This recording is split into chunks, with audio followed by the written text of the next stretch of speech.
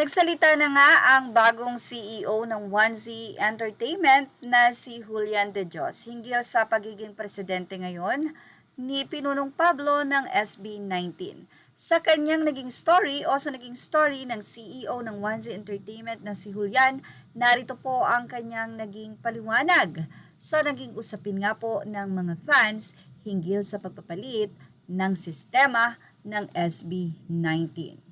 Pablo is officially stepping in as president, leading the board members with that signature artistic vision we all believe in. Mula po kay Julian De Dios, Vice President and CEO of 1Z Entertainment. Leading the charge at 1Z Entertainment, Jan Paulo Pablo Nace steps into his role as president with a clear vision for growth, innovation, and championing Filipino talent, working closely with CEO Julian De Dios and a dynamic leadership team. They're set to help shape the future of the Philippine music scene.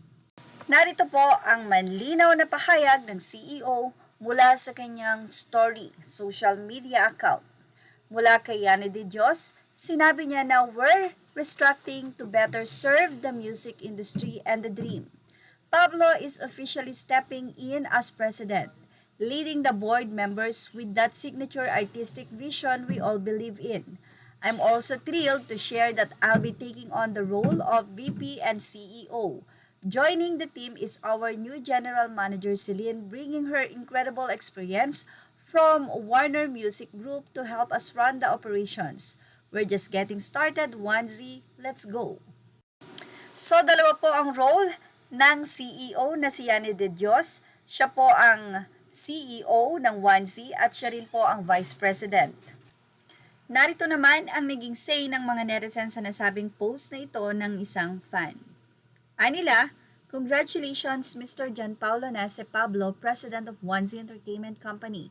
Para wala ng pagtalunan, ako na ang bagong CEO and BOD, biro naman ng isa pang fans. Mga Julalay ko lang silang 5 ang gulo. Mahalaga silang 5 ang nagmamayari ng 1Z, lalo na si Pinuno dahil mas malaki ang share niya sa company. Walang 1Z kung walang SB19. What about the 4? What's their position? Please let me know and thank you.